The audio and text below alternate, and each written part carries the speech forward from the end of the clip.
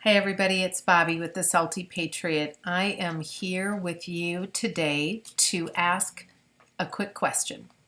Today's quick question involves Anthony Fauci, and there are actually several questions that we'll try to quickly ask here today while we have a few minutes together.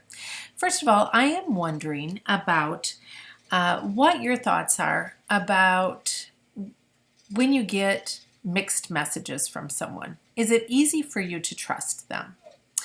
Well, Anthony Fauci has given us several mixed messages over the course of this COVID crisis that we are in. I say crisis. Uh, it is a crisis on many levels because it is out of control. And the information that he has given us has been less than trustworthy. So let's get started. First of all, Dr. Fauci gave us the recommendation or the information that we actually didn't need to wear a mask. There was no need to. Then his recommendation changed to yes, you did need to wear a mask, and then later even went to the recommendation of wearing multiple masks for your safety and protection. Well, we find out later, after the first recommendation of no, you don't need to wear a mask, that he actually made that recommendation because he was concerned that there might be a shortage of PPE for the medical professionals.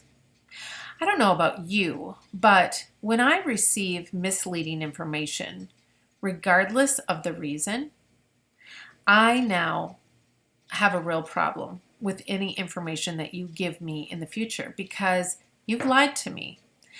I can always handle the truth better than I can a lie. And that is what misinformation is. It is a lie.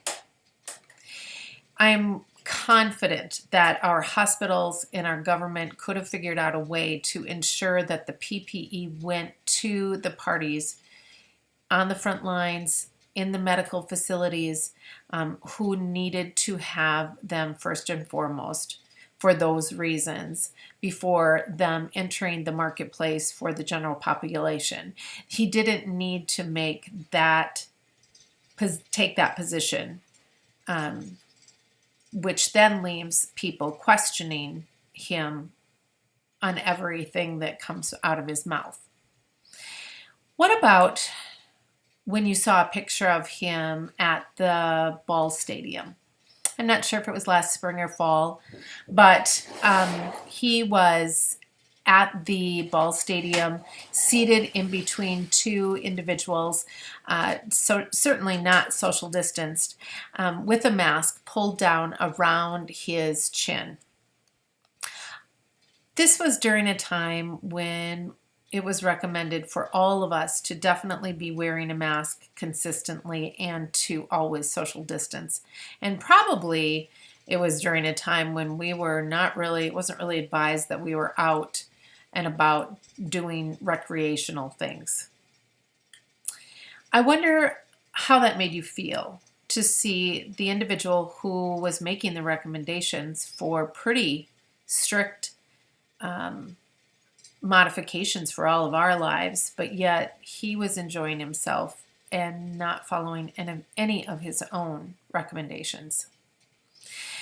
Well, Anthony Fauci also has provided us with some recommendations. On March 3rd, 2021, he stated that he really believed that it was very ill-advised and risky for any of the states to open up and to forfeit their mask mandates. But in fact, two states that did just that, Texas and Mississippi, both saw dramatic declines in their COVID numbers when they did this. I wonder if that makes you question the advice that he has given us throughout the course of time.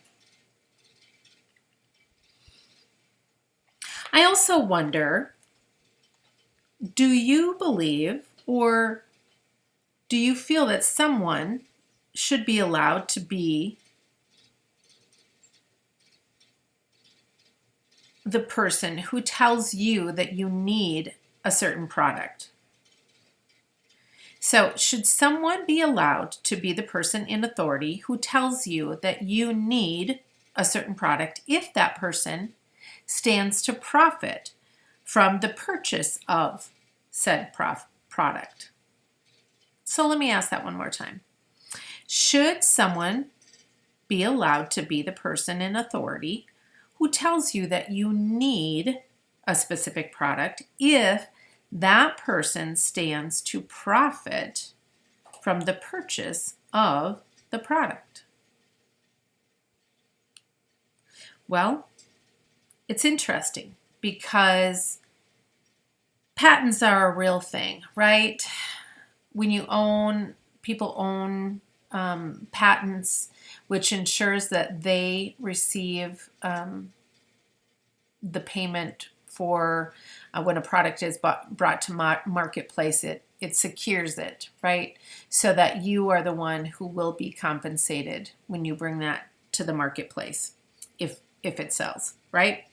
There's an act called the Bayh-Dole Act, which states that when you file for a patent on any type of research that you are doing using taxpayer dollars, well, let me rephrase that. So the Bayh-Dole Act allows people who are doing research, even with taxpayer-funded dollars, to file for a patent for that research.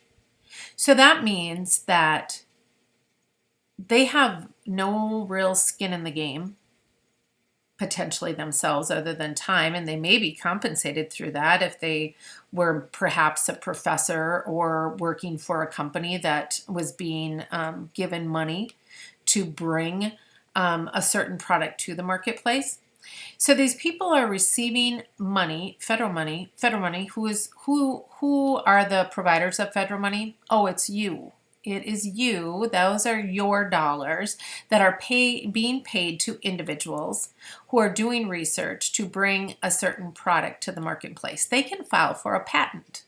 So who actually is going to receive the payment for that product when it's brought to the marketplace? Well, the individual is. So it isn't that we as the taxpayers who brought forth grant money and provided them the opportunity to do the research, that we are going to be reimbursed for that money. No, it isn't that at all. It's that they have applied for the patent, so therefore they are going to be compensated for the product. Well, Anthony Fauci, interestingly enough, actually has patents on the Moderna vaccine. He has patents being used on the Moderna vaccine. So that means, does it mean? I guess that he stands to profit financially when that vaccine is brought to the marketplace. Fauci owns more than 1,000 patents for different things, by the way. And here's just another really interesting thing. So he was the person who actually approved the monies to those researching the vaccines. So he approved for companies using his patents in the process of bringing this vaccine to the marketplace.